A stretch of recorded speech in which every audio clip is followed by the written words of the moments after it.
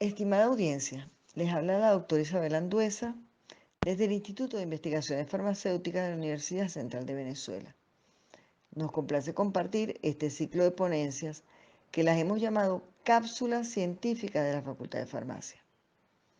En ellas, un número calificado de investigadores de diferentes áreas del conocimiento farmacéutico exponen de forma comprimida algunas de sus actividades y logros científicos alcanzados durante la pandemia por COVID-19, esperando que sea de su interés y que al mismo tiempo sirva este canal junto con la revista de esta facultad como medio de divulgación de las actividades que se realizan en nuestra Facultad de Farmacia de la UCB.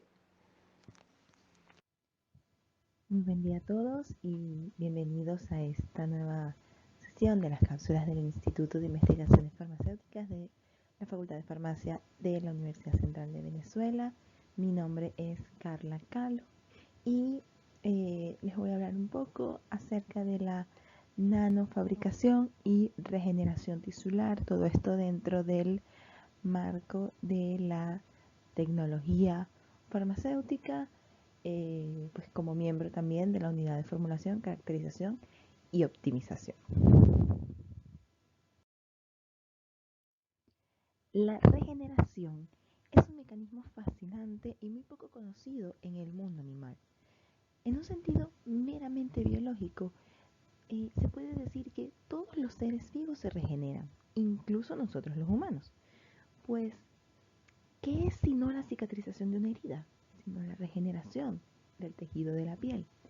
Todas las especies son capaces de realizar en cierta medida este proceso, inclusive las bacterias más básicas.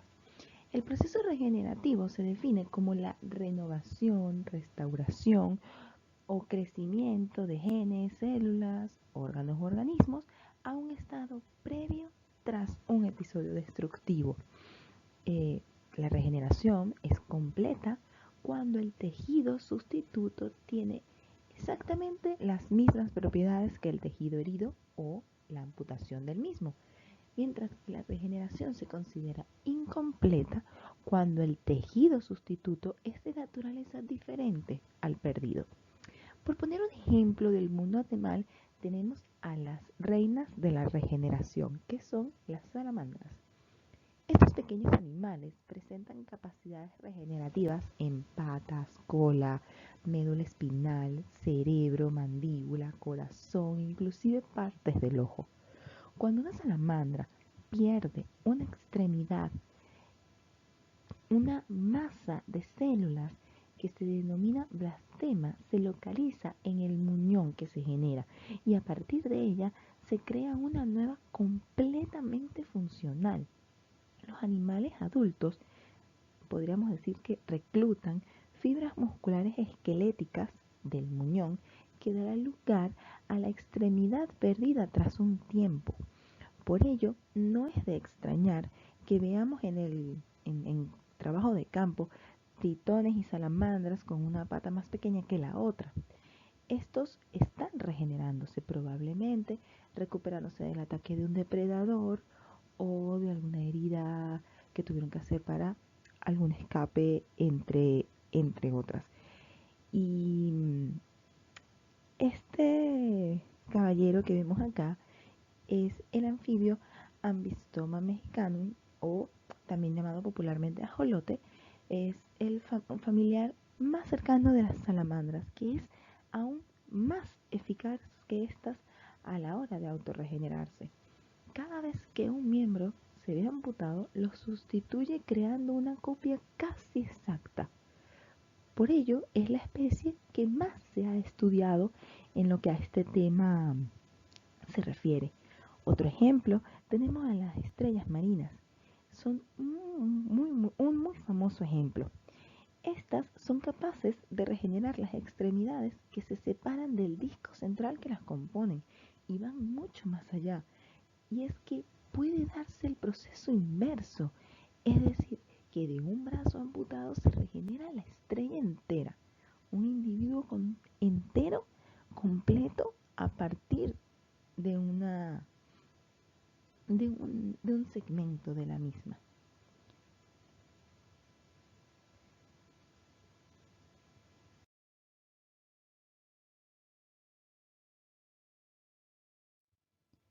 Los mamíferos mantienen algún potencial regenerativo muy limitado. Por ejemplo, eh, epitelios como la piel, el intestino o algunas células diferenciadas, vasos sanguíneos, hígado, riñón, endometrio, hueso, incluso los dedos de los niños pequeños cortados limpiamente hasta este nivel que vemos en la imagen se regeneran perfectamente, lo cual es un vestigio de la regeneración de extremidades en humanos, capacidad que se va perdiendo con el paso del tiempo. Eh, Como comentábamos, una de las posibilidades de regeneración que tenemos es la piel y eso nos lleva a las etapas de regeneración de una herida, que como vemos acá son hemostasis, inflamación, proliferación y remodelación. Esta regeneración a su vez está determinada por ciertos factores como lo son la contaminación, la reacción inmune, la vascularización de la zona, la presencia de células progenitoras, el tamaño de la herida y la cicatrización. En función de las etapas y considerando todos estos factores, nosotros podemos intervenir con diversas estrategias y herramientas tecnológicas para promover y facilitar la recuperación de la zona. Y otro ejemplo que se puede comentar es la angiogénesis, que se refiere a la formación de vasos sanguíneos nuevos a partir de los vasos preexistentes, como vamos a ver ahora.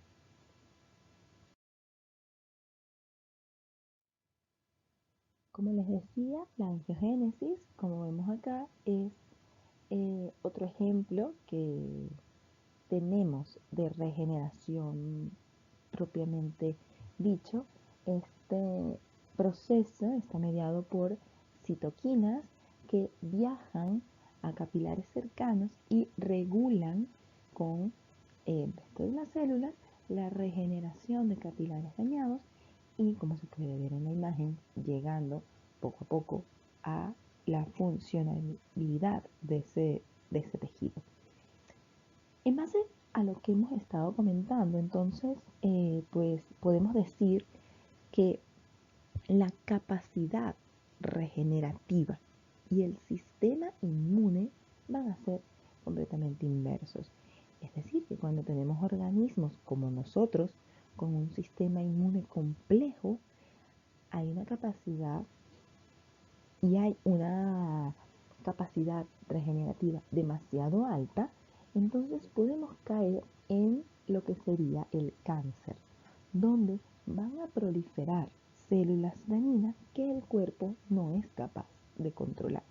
Y ahí es pues donde se presentan todo este tipo de problemas con células que son realmente del cuerpo. Y bueno, también tenemos que considerar que como nuestra capacidad regenerativa no es la de las salamandras, es decir, es limitada, hay tamaños a partir de los cuales ya no se puede regenerar el tejido, lo cual pues va a depender de múltiples factores y es ahí donde empiezan nuestras limitaciones, que es así como ocurre con cicatrices que en muchos casos lo que van a hacer es limitar la función del tejido, no solo en la piel, que hay muchas veces que dependiendo de la forma en la que cicatriza la piel, se pierde movilidad, es decir, si es una herida, por ejemplo, en la parte interna del codo, pues no podré extender el brazo en la totalidad, o ejemplos parecidos, sino que también en los órganos. O sea, si hay alguna lesión interna que daña un órgano y cicatriza, vamos a suponer el corazón que cicatriza incorrectamente, entonces ahí vamos a impedir, o sea, se va a impedir que se ejerza su función correctamente. Y entonces, por lo tanto, no hará la dilatación y la contracción de forma correcta y empezará a ocurrir una patología.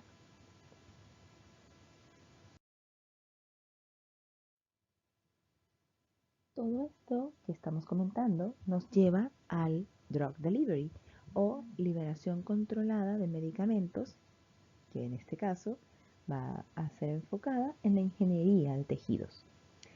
El crecimiento exitoso del tejido a menudo depende o digamos que puede ser mejorado a través de la entrega específica de factores de crecimiento, promoviendo así la diferenciación celular, la atracción celular y la neovascularización de la zona.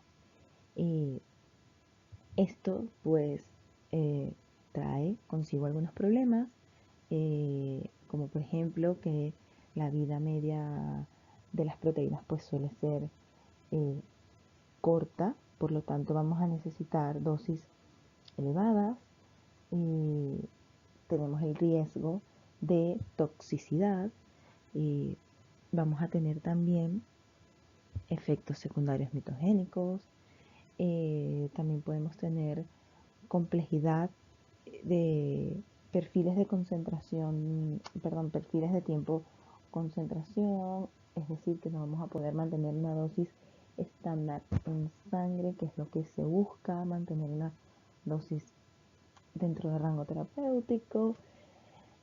Entonces, para poder lograr este objetivo, se requiere el uso de un biomaterial, que es un material destinado a interactuar con sistemas biológicos y con el que se va a poder lograr un biomimetismo, que es un conjunto de técnicas de ingenio, o sea, es un compendio de técnicas de diversas áreas como la ingeniería, la biología, la química aplicada, la síntesis de materiales, sistemas o máquinas que tengan procesos que imitan un comportamiento biológico.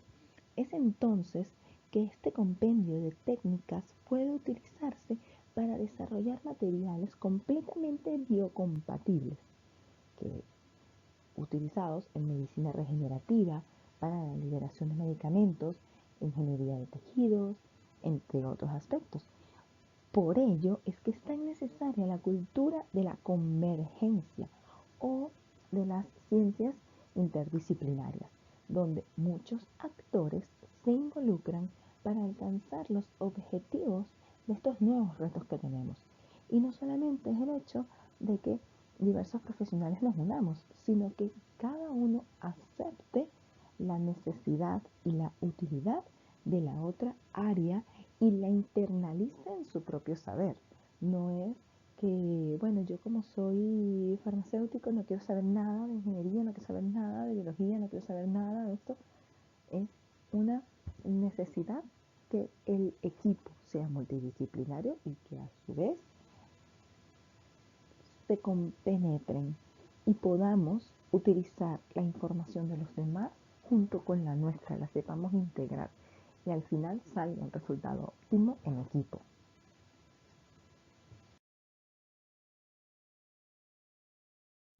Entonces, como comentábamos, estos biomateriales deben cumplir con condiciones de partida para poder decir que son biocompatibles, es decir, aceptado por el organismo y asegurar una determinada vida media que nos sea útil.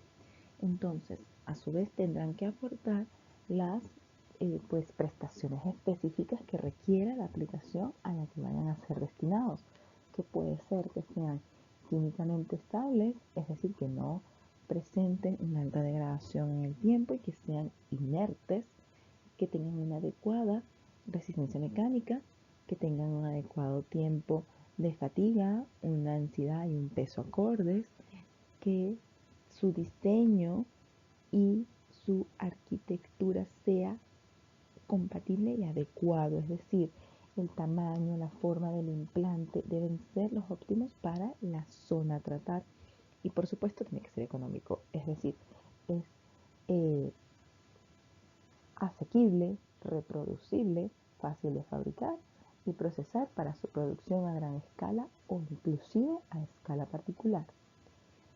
Estos materiales tienden a llamarse también bioinertes, ya que tienen una influencia nula o muy pequeña en los tejidos vivos que los rodean. Luego podemos tener otros materiales que son bioactivos, que esos sí se van a enlazar en los tejidos vivos y los necesitamos a todos. Estos biomateriales pueden ser de origen artificial, como lo son metales, cerámicas, polímeros, o incluso también de origen biológico, como por ejemplo los polímeros más naturales, inclusive también considerando colágenos, quitinas, entre otros. Entonces, atendiendo a la naturaleza del material artificial con el que se fabrica un implante, se puede establecer una clasificación así como macro en materiales cerámicos, metálicos, polímeros o materiales compuestos. Eh, el interés en estos biomateriales está motivado principalmente por el deseo de explotar al mismo tiempo las propiedades de los componentes inorgánicos y biológicos en nuevos dispositivos con aplicaciones que van desde el almacenamiento de energía y electrónica a nanoescala a la medicina, llegando inclusive a lo que vamos a ver más adelante como el scaffolding, que es andamiajes biomiméticos, que implica la formación de materiales inorgánicos utilizando materiales naturales como andamiajes. Eso lo vamos a ver en las próximas diapositivas. Empecemos con las biocerámicas nanoestructuradas para la ingeniería de tejido óseo. La necesidad de estos surge a raíz de la elevada tasa poblacional con osteoporosis que derivan en fracturas de importancia médica, así como tener opciones de tratamiento quirúrgico de traumatismos, aun cuando no sean derivados de una osteoporosis. Cuando se habla de estas estructuras, hay que conocer la estructura del hueso, que está conformado por aminoácidos, tropocolágenos, fibrinas de colágeno mineralizado, matrices de fibrinas, patrones de fibrinas, tejido óseo, ostiones, y básicamente, así como conocer la relación de sus tamaños. Un parámetro importante es que la morfología ósea debe permitir funciones fisiológicas como la migración, proliferación y diferenciación de los osteoblastos, así como también su integridad mecánica. Para ello, se ha desarrollado una extraordinaria arquitectura 3D de poros interconectados que son nuestros huesos. En el desarrollo de nanoformulaciones de hidroxiapatita sintética, que es uno de los materiales biocerámicos por excelencia para regeneración de hueso, se debe considerar que esta debe ser lo más parecido posible aún a la matriz ósea. Por lo tanto, debe tener gran afinidad por los tejidos duros, debe obviamente ser biocompatible, tiene que tener una degradación lenta y buenas capacidades osteoconductivas y osteoinductivas. Por ende, se trabaja en desarrollar nuevos métodos de síntesis de nanohidroxiapatita centrados en el control preciso de la morfología del tamaño de las partículas y de la composición química. Y también, en muchos otros casos, incluyendo cristales de nanohidroxiapatita en otras herramientas que vamos a ver más adelante. Todo esto para promover la regeneración del hueso. Y la regeneración lenta es uno de los parámetros muy importantes a tomar en cuenta, ya que el hueso tarda, y más aún dependiendo de cuál fue el hueso de la lesión, tarda un tiempo determinado en regenerarse. Entonces no me puedo permitir que se me desaparezca el material del cuerpo porque se degradó antes de que la fractura esté corregida, porque tengo el riesgo de que el paciente pueda sufrir mayor lesiones y pueda repetirse la fractura. Es por eso que la dejen, pero tampoco puede ser eterna, que el material permanezca ahí, porque para eso pongo una prótesis. Entonces, son esas cosas que siempre hay que estar como evaluando y observando muy bien. Una de las técnicas más aplicadas es la utilización de scaffolds, que es los andamiajes eh, biomiméticos. Normalmente se emplean las nanopartículas de hidroxiapatita junto con un polímero o un gel y un agente reticulante que forme los enlaces entre ellos.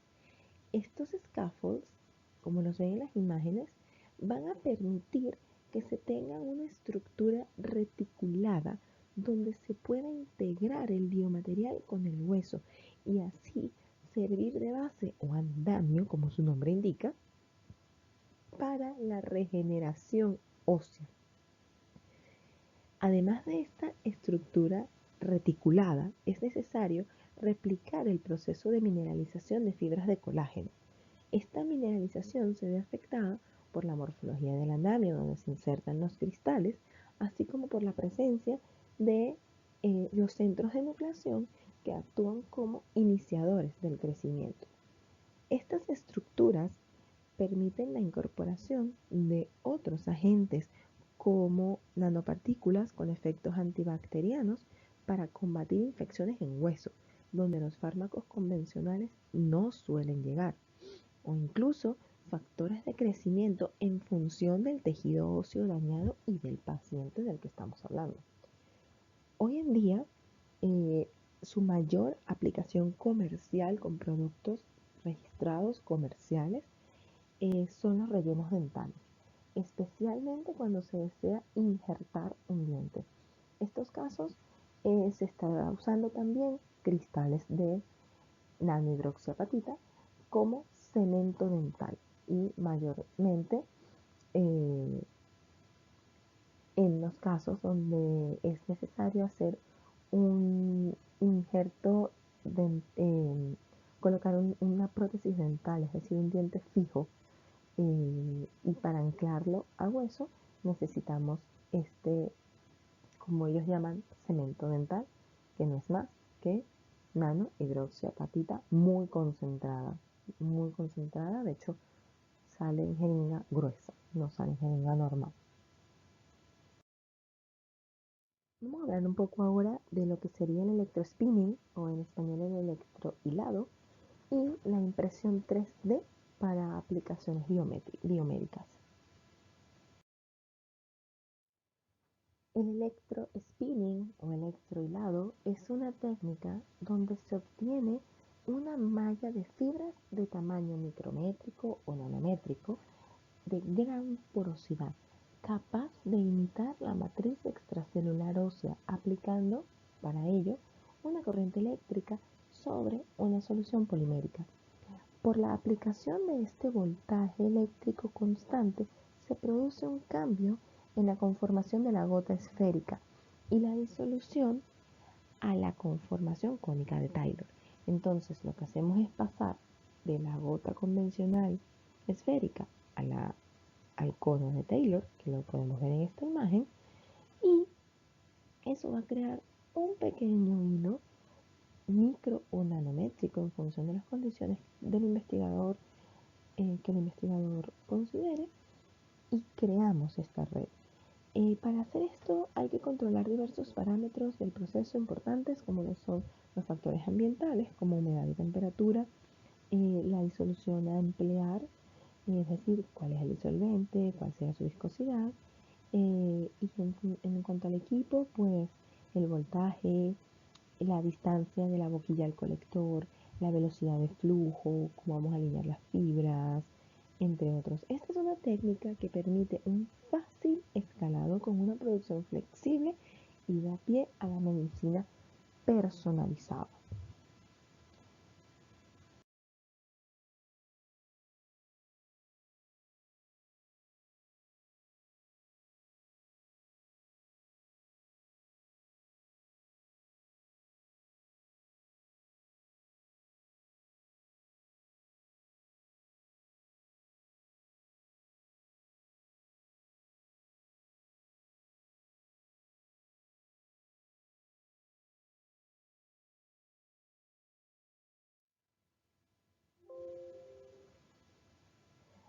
podemos ver un video representativo de cómo es la formación de las fibras por electrohilado, donde vemos cómo eh, inicialmente tenemos una solución polimérica, la cual está en un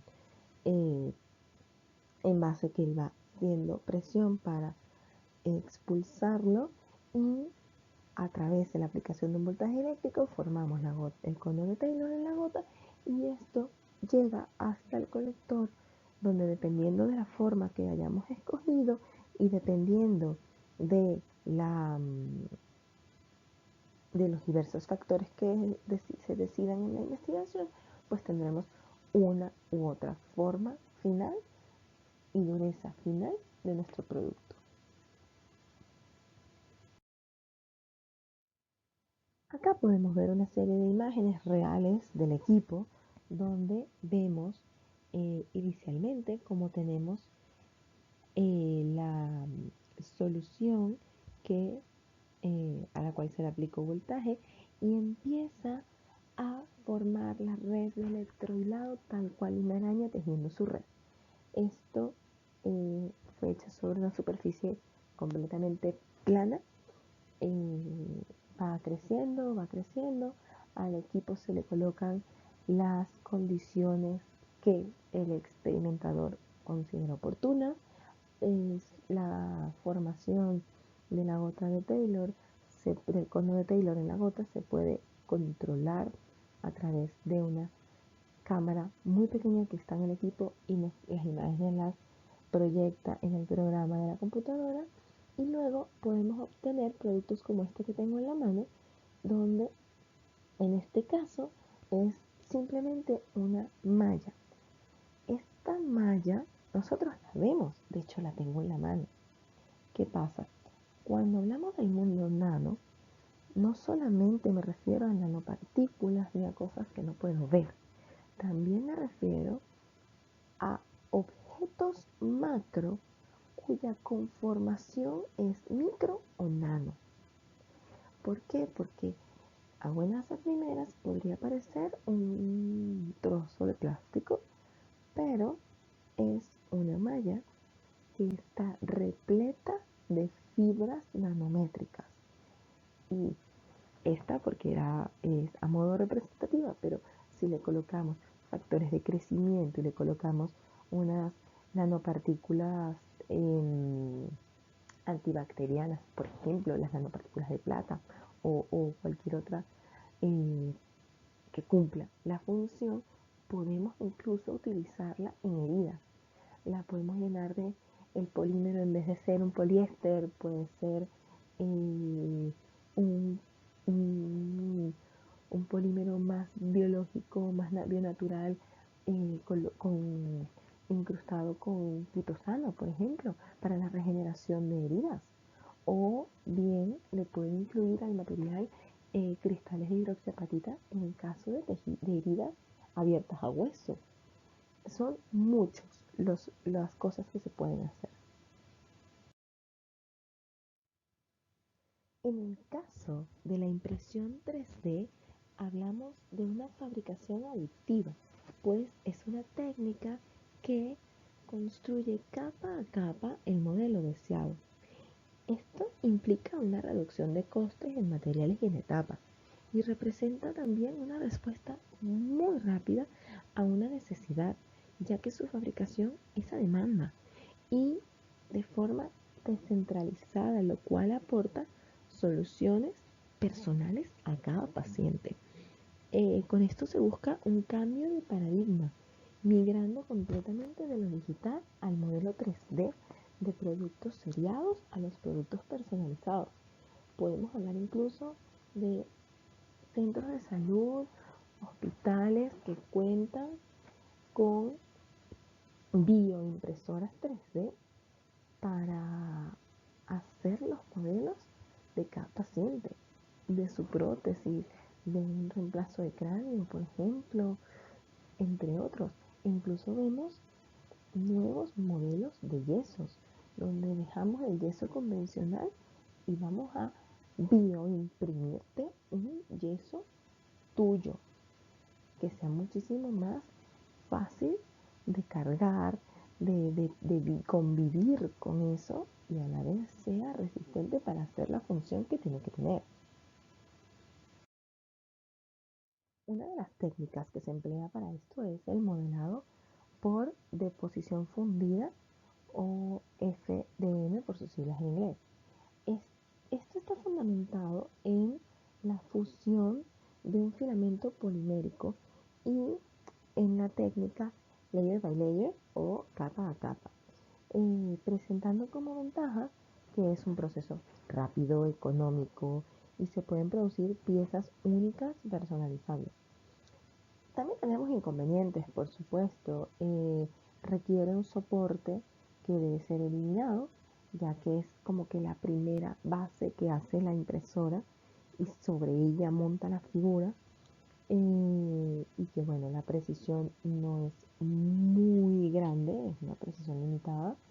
Eh, de hecho, tenemos el espesor aproximado en 200 o 250 nanómetros, que suena pequeño, pero dependiendo de la necesidad incluso puede ser muy grande.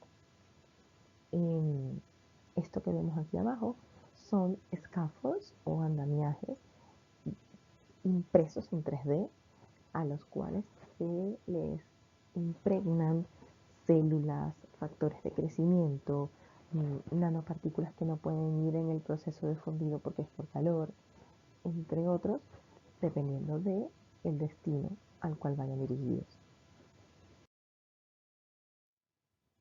La bioimpresión 3D utiliza una biotinta formada por hidrogeles y factores de crecimiento en bioimpresoras que dan una calidad medicamento al producto, al tener pues una cámara de flujo laminar adecuado y por ende al producto final se le pueden incorporar ahora sí células vivas para una mimetización de la zona deseada y mejorar así su biocompatibilidad. También hay que tener en cuenta que ya el proceso de bioimpresión es una de las últimas etapas.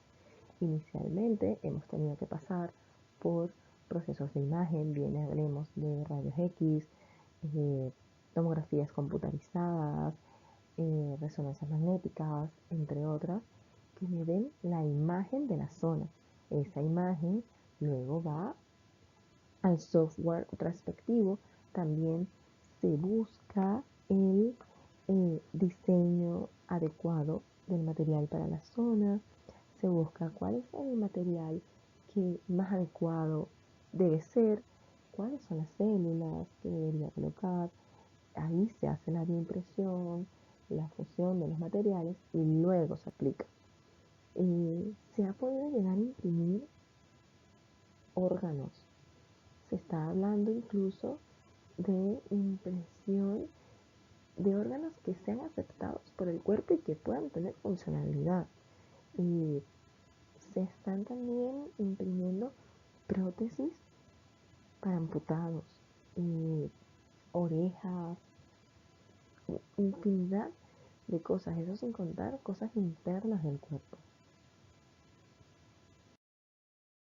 Otra técnica con la que contamos para esto es la microextrusión, que se basa en pues, la extrusión en continuo de materiales a partir de unas micropuntas. Este es un proceso simple, flexible, compatible con muchísima densidad de células. Presenta como inconveniente que es un proceso lento, cuya precisión tampoco es muy alta, eh, y que precisamente por ser una extrusión va a tener un esfuerzo de cizalla para las células y que solamente pues puedo aplicar vehículos, puedo utilizar esto para líquidos viscosos de alta viscosidad precisamente por el tipo de técnica. Eh, por dejar otra técnica, la estereolitografía, que esta es una técnica que utiliza un fotocurado de polímeros con una proyección muy precisa de una fuente de luz. Esta pertenece a la categoría de polimerización en tanque de la impresión 3D, que va a utilizar resinas que son termoestables y completamente fotocurables para poder construir piezas muy detalladas.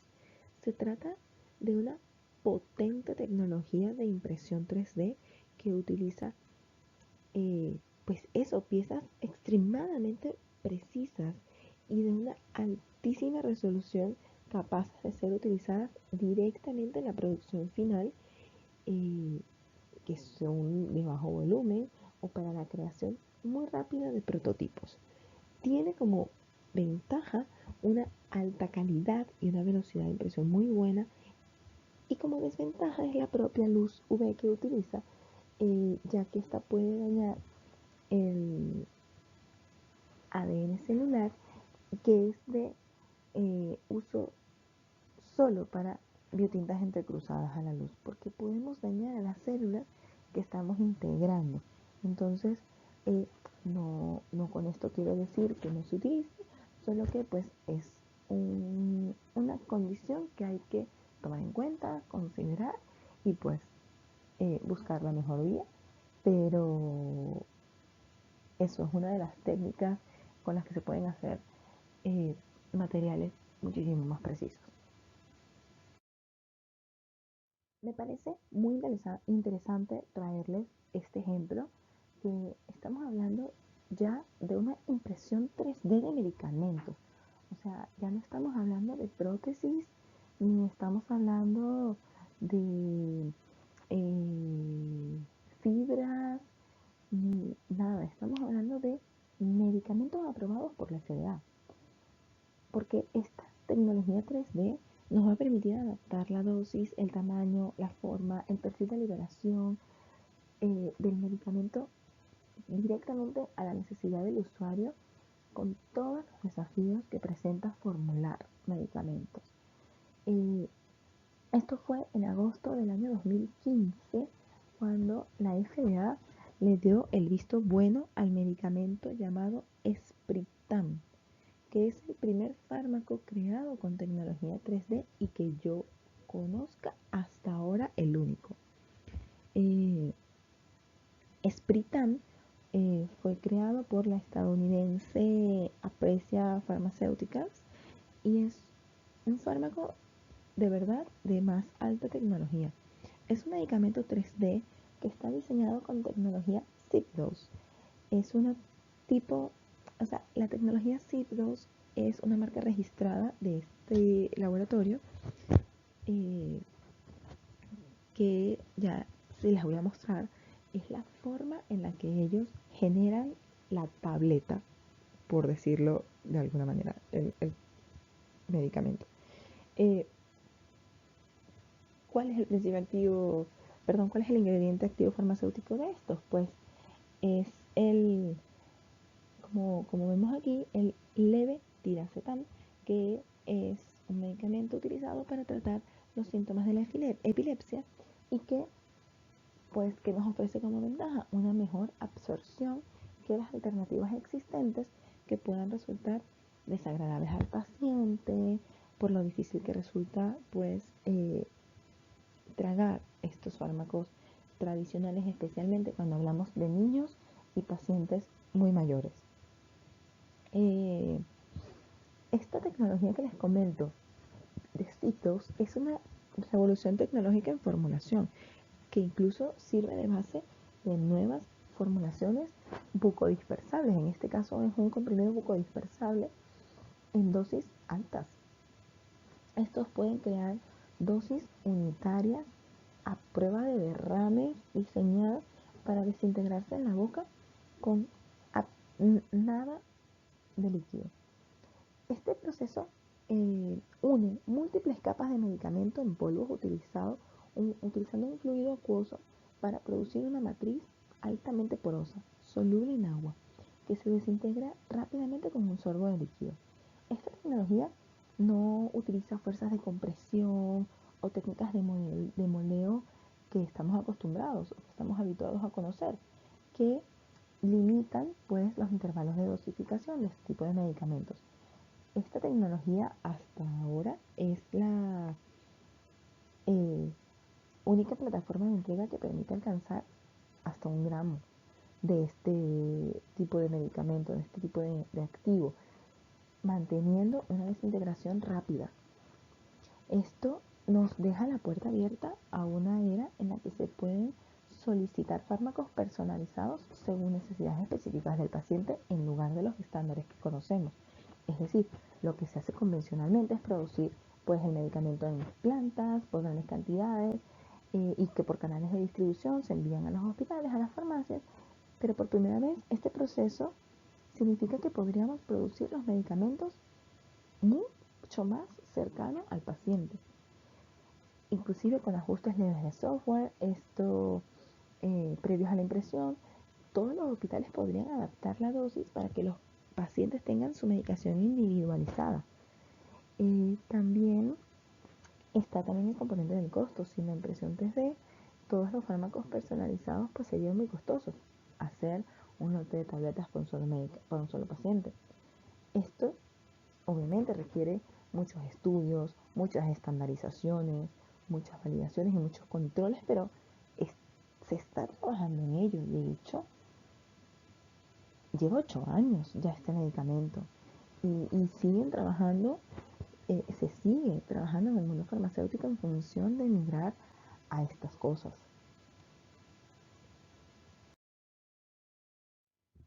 Acá les dejo un pequeño video de la tecnología utilizada.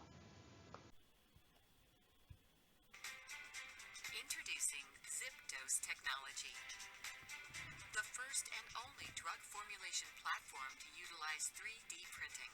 This proprietary technology allows disintegration in seconds with just a sip of liquid, taking the oral medication experience to a whole new dimension. Let's see how 3D printing takes shape. Medications are formed by a layering process. First, a powdered pharmaceutical blend is deposited on a single layer. Then, a binding fluid is precisely deposited to bind the powder blend and prepare it to adhere to the next layer. This process is repeated several times.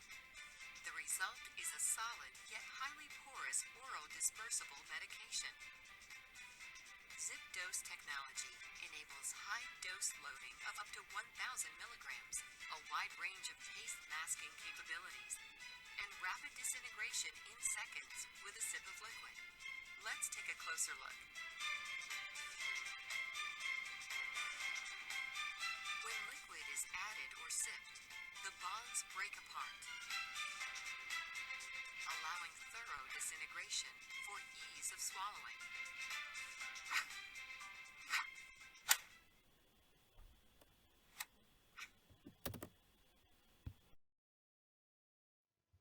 Otra tecnología para la producción de andamiajes utilizados en la regeneración tisular es la de la utilización de fluidos supercríticos. Esto está basado principalmente en el empleo del CO2 supercrítico, que tiene una alta capacidad de solubilizar compuestos de baja polaridad y peso molecular. Además, es un medio que no daña las nanoestructuras y permite llegar a toda una estructura con geometría compleja siendo inocuo.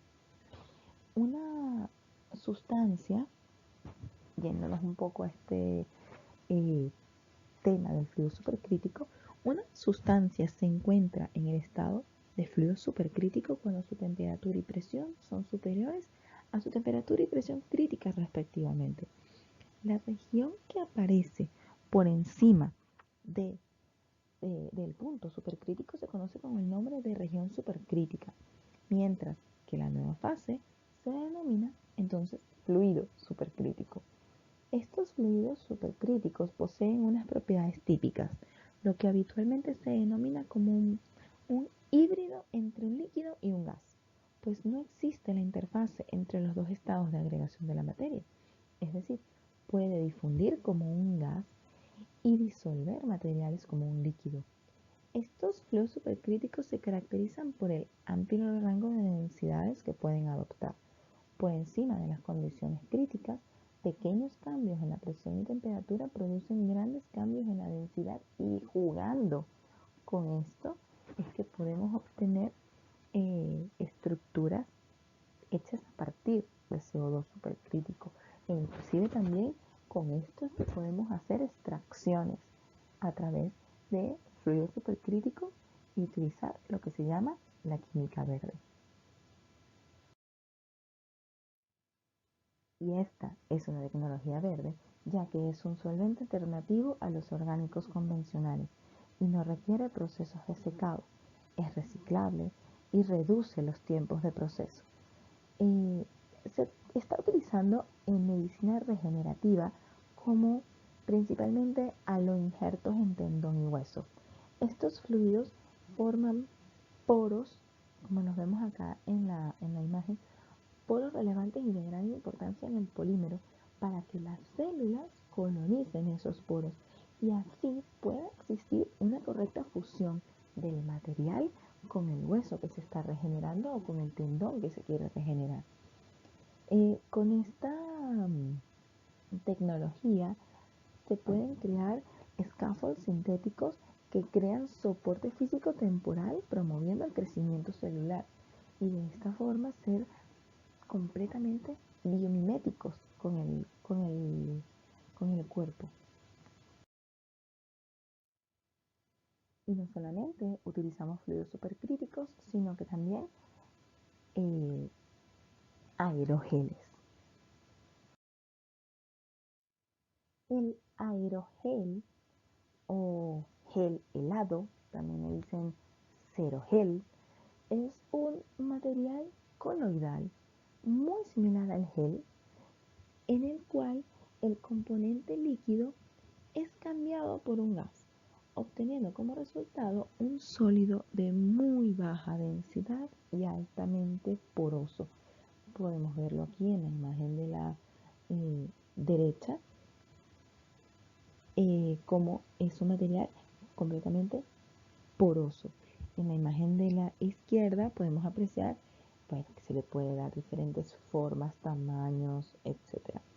Estos aerogeles, pues son esos, son sólidos secos de bajo peso, alta porosidad, pero que tienen una altísima capacidad de carga. Se elaboran de materiales inorgánicos como el sílice y la alúmina, y también de materiales orgánicos como los biopolímeros, siendo que la composición final evidentemente va a depender de la zona a tratar y del material como tal que se desee emplear. Básicamente se parte de una solución que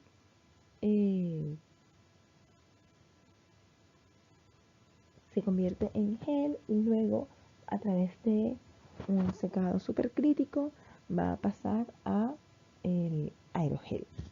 Esta técnica nos permite cargar con fármacos que son de baja solubilidad y así mejorar su biodisponibilidad aumentando muchísimo su área superficial.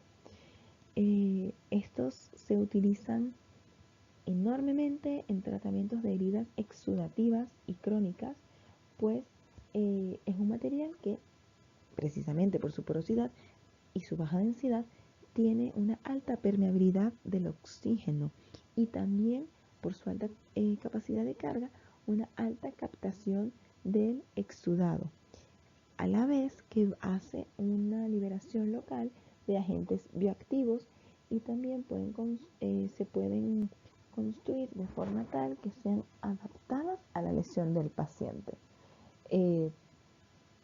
Por esto están ganando muchísimo terreno en la regeneración tisular.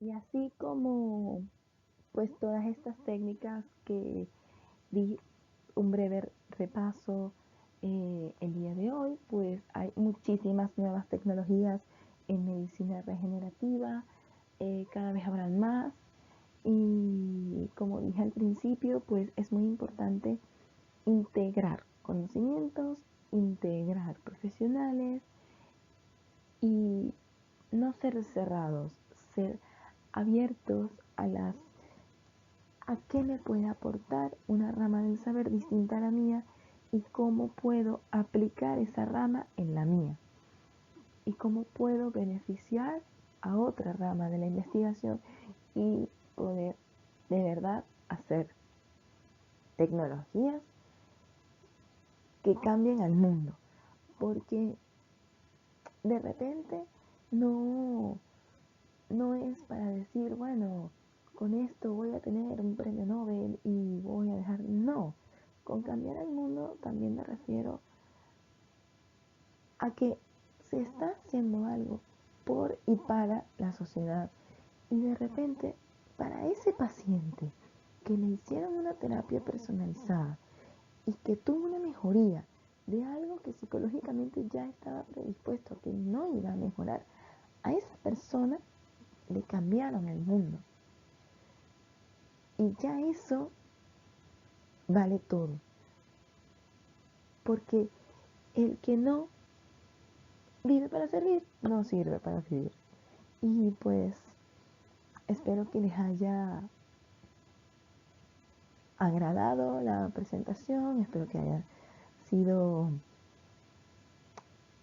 interesante para ustedes. Cualquier pues duda, comentario, estoy pues abierta a, bueno, en comentarios, como les sea más cómodo. Y pues nada, los invito a seguir conectados, a seguir pendientes de pues todas las novedades que hay y que vendrán. Y ha sido para mí un grato placer estar con ustedes el día de hoy.